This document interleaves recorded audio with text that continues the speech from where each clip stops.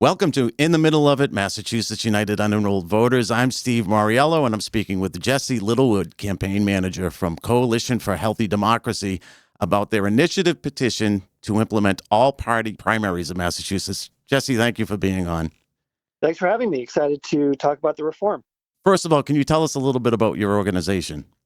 Absolutely. Coalition for Healthy Democracy is a ballot committee. So we're registered with the Office of Political Campaign Finance as a registered ballot committee. And we've been active in moving forward all the steps of building and getting an initiative petition for all party primaries in Massachusetts. We have cleared some of the most important hurdles of that process. So first, you submit your language and it has to be approved by the Attorney General. That was completed, and then you have to gather just under 75,000 registered valid signatures from voters in the state, from across the state. And we delivered to the Secretary of State about 80,000 valid and registered signatures. So we have crossed that threshold and that hurdle as well. So next up, we will be campaigning over the course of 2026 to educate everyone in the state about the benefits of changing our party primary system to the all-party primaries, and then the vote will come up on the ballot in November of 2026 for all voters to decide if they want to change the system that our state uses for primaries. For people who don't know, or have been reluctant to vote or participate. Right now, the way it works, and correct me if I get any of it wrong, but it's pretty much party specific. When you go into a primary, you get the ballot of the party you're registered with. If you're a Democrat, it's a Democrat ballot, Republican, or Libertarian if they were meet the requirements. Unenrolled, and if you're with a political designation, you can choose which ballot you would like. That's right. So this is a little bit different.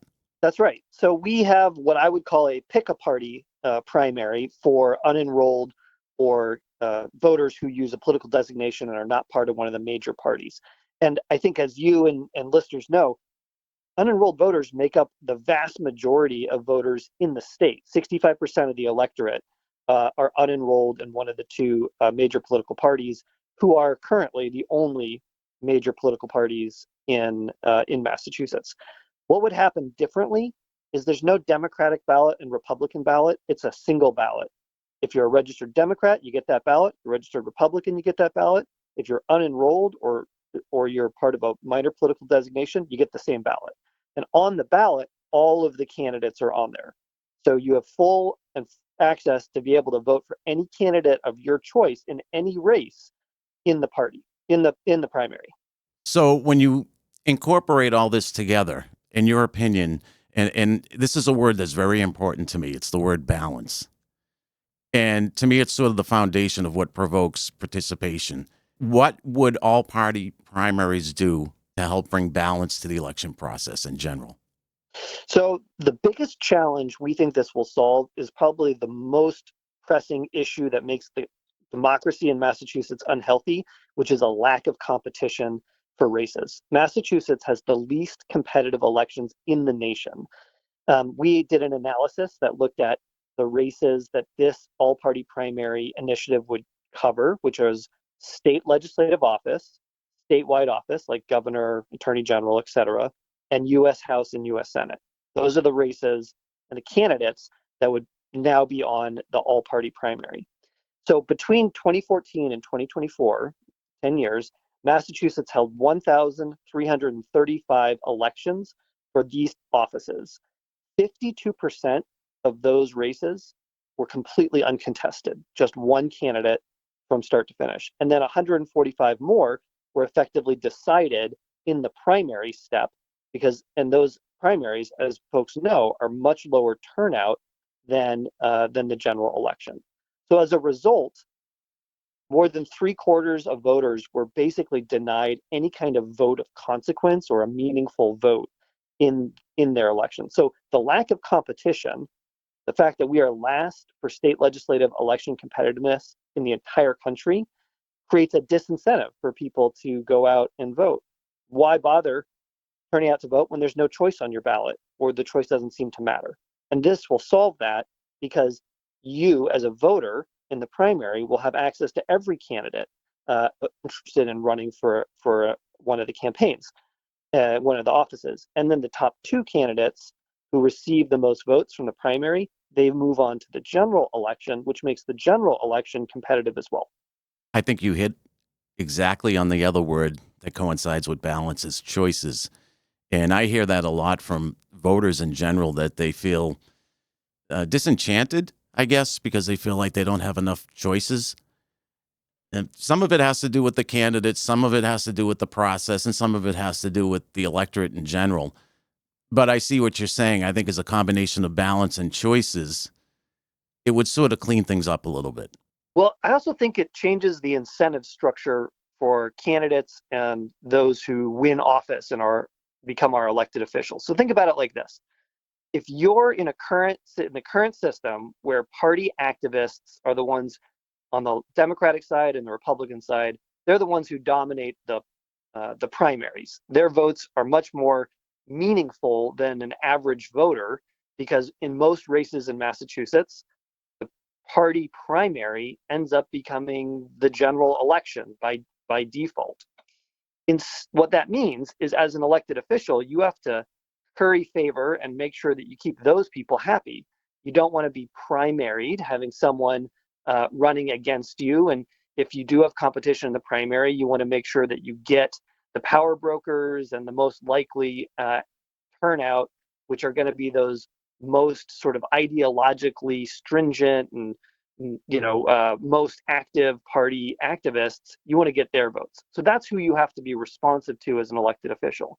But in an all-party primary system, where the vote that really matters is in the general election, and in the primary, everyone can vote for you, suddenly your incentive structure is different. It's not to make sure that you win over a small number of highly active people, but to win over anyone who you could get a vote from in your whole district.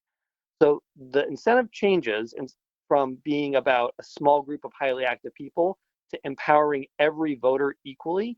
And the candidates that will succeed in that system are ones that are more broadly appealing to the entire electorate, the whole of the district or the whole of the state. And I think that's good for democracy, regardless of what party you're a part of. What do you feel is the biggest benefit for voters? It's hard to boil it down to just one, because I think there's a couple. For voters, it's that you'll have choices. You'll actually be able to vote and have a vote of consequence of any election you're interested in. Let me give you an example. It's pretty likely that in 2026, our election in the primary in September will have a competitive Republican gubernatorial race, right? There'll be multiple actually viable candidates running for the Republican governor in the general election. And there will likely be a competitive Democratic senatorial race. There's going to be at least one competitive challenger to Senator Markey.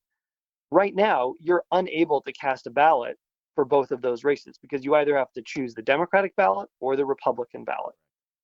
So you're already limited. So every voter will win by having more options on the ballot in this new system. And then most of those voters, right, have decided, by becoming unenrolled from one of the major political parties, they don't want to always have to choose one party or another. So this, in fact, liberates unenrolled voters, but doesn't hurt any of the political parties or any of the voters of those parties as well. It just levels the playing field. And the same thing for the benefit of candidates. And candidates actually have another interesting and better visibility in this system. So there's a couple of reasons why. As a candidate in the all-party primary, you get to make your case to the whole electorate, both in the primary election and in the general election. So that means you get to talk to a broader group of people. You get to show that you're interested in representing the whole of the district and not just some folks. You get to hear from all corners. So that makes you a better campaigner. And the second is, your party status as a candidate is listed next to your name on the ballot in the all-party primary.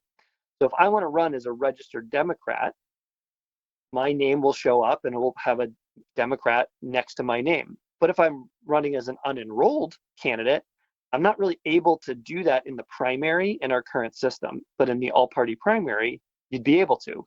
I could be unenrolled from a major political party and show up on people's primary ballots just like them as an unenrolled voter.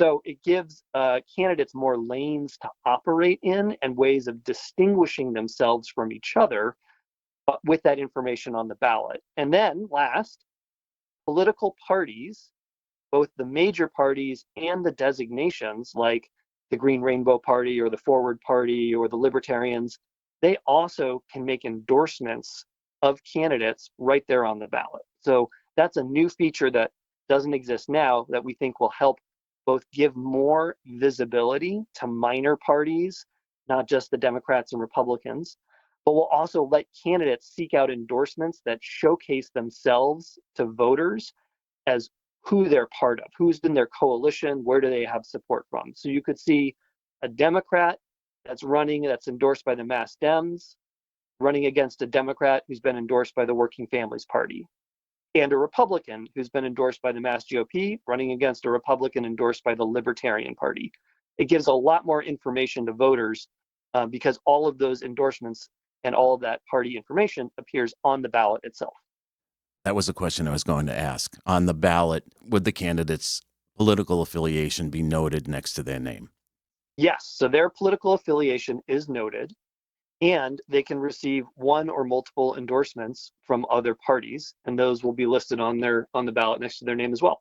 What else would voters need to know about what the ballot would look like? So there's a couple of things. So first, it simplifies ballot an election administration because instead of a Democratic ballot and a Republican ballot, it's just one ballot, and so it makes things simpler. And it's very similar to the way that we do elections on the municipal level for many of our mayors across the Commonwealth and city councils. So it's not new, it's not complicated, it's actually simpler. The other thing to know is there is another change that we're making, which has to do with how governor and lieutenant governor can end up on your ballot. Right now, because of the party primary system, the governor is elected and the lieutenant governor is elected in the party primary, and then they are sort of put together in a ticket into the general election. Not necessarily because they chose to work together, but because voters selected them. In the all-party primary, we're changing that so that the governor and lieutenant governor decide to run as a ticket at the beginning of the contest. So they would show up on the primary ballot as a ticket. And there's two reasons for that. Reason number one is it helps make sure it's a genuine partnership. You don't want a situation where you have rivals or people who really disagree or have completely antithetical points of view trying to run the state together. That's nothing that voters would ever vote for generally. And so it prevents that. And then the second reason to do it is it allows governor and lieutenant governor to create a unity ticket if they choose. You could see a situation where a Republican governor and a Democratic lieutenant governor or vice versa decide to run, and they showcase themselves as a bipartisan unity ticket running for governor and lieutenant governor. That's not possible in our current system except through a write-in, and it could open up new avenues for people. The other question, and I'm sure you've heard this a lot, and this has been one that's come up quite a bit, ranked choice voting. So can you explain to the audience what the difference between all-party primaries and ranked choice voting is? Absolutely. I'm not a ranked choice voting expert, but I will do my best. So the core idea of ranked choice voting is either in the primary process or in the general election. You have a set of candidates and you rank them as your first, second, third, and fourth choice. And then as you go through the process of finding a majority winner, if your first choice doesn't win, your second choice gets allocated. So that's the ranking part. This reform doesn't contain that, but it is also consistent with a system that's in play in Alaska. So in Alaska right now, they have an open primary or what I would call similar to an all-party primary. And then in the general election, they have a ranked choice system for the top 4 candidates. And that has worked for Alaskans. They have been able to elect candidates of their choices, and Alaska has a lot of vote splitting political culture A lot of voters in Alaska tend to split their vote between both Democrats and Republicans. And that's a system that exists with a combination of this, the all-party primary that gets rid of the closed party primaries. And then in the general election, Alaska takes 4 and does a ranked choice voting system. And in ours, we're just taking the top 2 vote getters. And so it's a majority wins on the general election ballot. One of the big issues is voter turnout. It's been a problem, especially in municipal elections. Is there anything specific about this that you feel would help increase voter participation? There's a couple of things. So because there's more competition, I think more voters get involved. We've seen very clear results when there's competitive elections, more voters turn out because A, it's interesting and there's an excitement around it, there's news coverage, and B, candidates and parties chase voters because if it's competitive and close, they really want to turn out everyone on their side. And so on the flip side, where we are now with a lack of competition, there's really not a lot of incentive for candidates or parties to find new voters to turn out. They can just go around to the sort of folks who typically turn out and try and mobilize them. They don't actively necessarily try and do a lot of get out the vote operations. And that's especially true for folks who have a history of not turning out for the primaries or not turning out for the general election. And unenrolled voters are more likely to not vote in a primary, which makes sense. You're being forced to choose a Democratic or Republican ballot. You're unenrolled. You probably don't want to be forced into that. You probably do it despite the fact that it's uncomfortable or frustrating. In an all-party primary, you have the option to vote for any candidate of your choice. And that means all the candidates and all the parties should be chasing your vote. So your votes are no longer taken for granted. That also means that you're more engaged in the process. You see the impact of your vote in moving a candidate to the general election and that candidate, moving forward. And so I think it builds back our kind of small d democracy civic muscle that we're not limiting your choices by who's on the ballot. It's voters get to decide. We're putting voters back at the center of gravity in our democracy. You said something very important. I think the word that came to my mind is excitement. I think there's a lack of excitement. Voters want to feel like they're, that saying that your vote matters, your voice matters. And unenrolled voters very frequently complain about feeling like they're being forced to pick a side. And I know for a fact, in many cases, that unenrolled voters are more about candidates, ideas, issues, more than party in many cases. And I think that sometimes creates the lack of excitement where they feel like they're being forced to be part of one side. Right. Pick a team. And imagine a campaign that's not about which jersey you're supposed to put on, right? Your partisan jersey.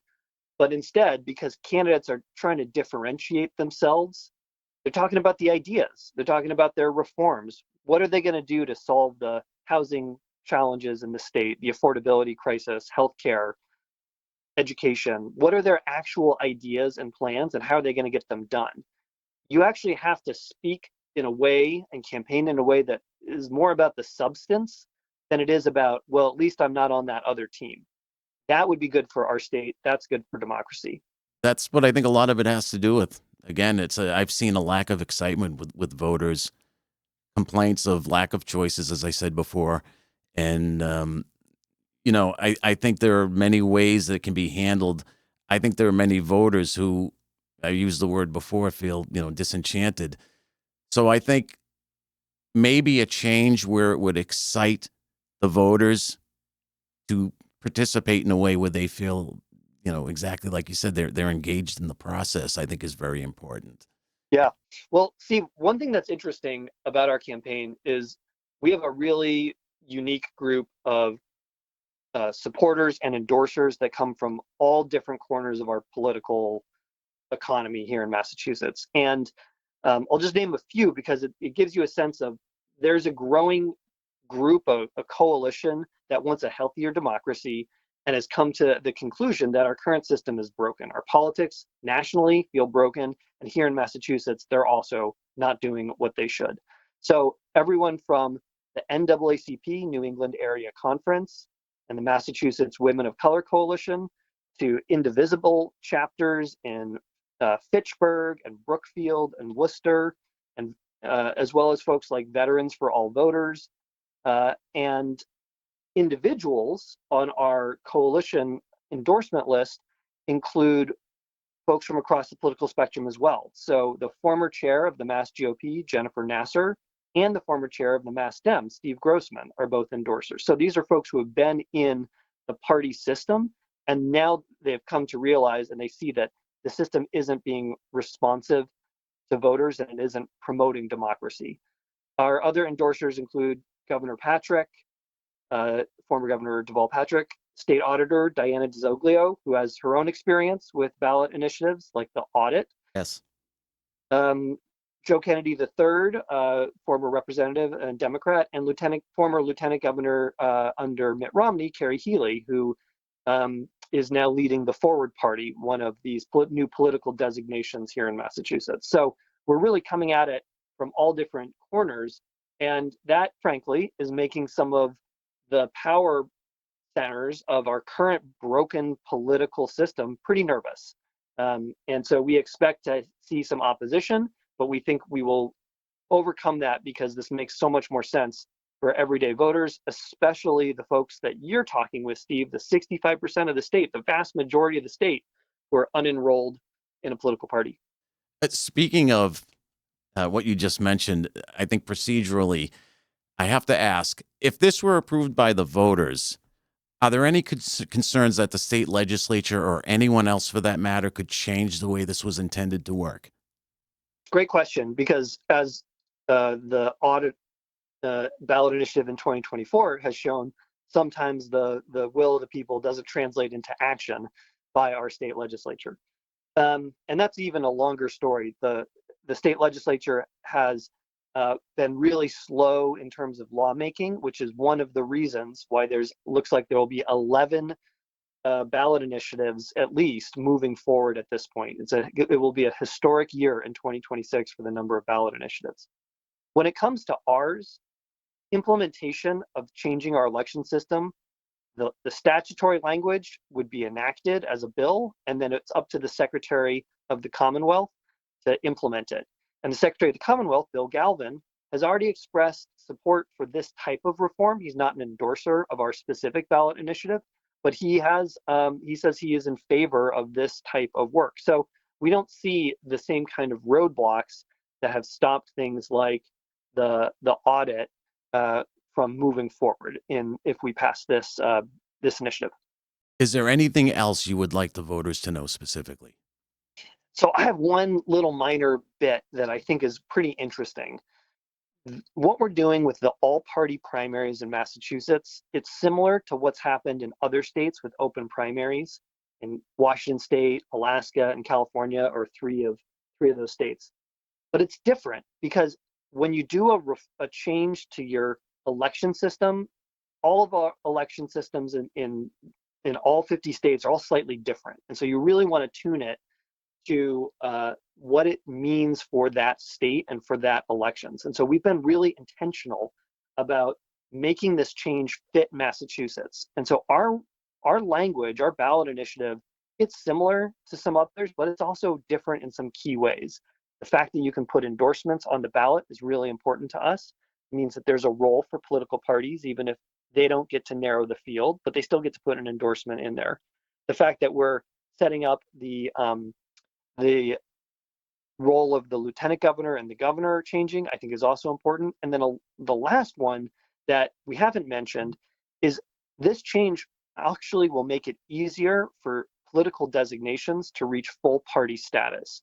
And for most folks, I believe they think that's a good idea, that we should have more parties, not fewer.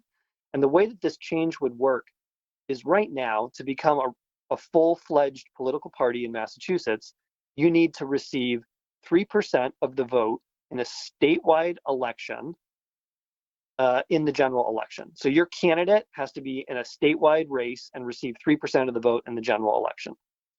In our ballot initiative, that would change to 3% of the vote of a statewide candidate in the primary election.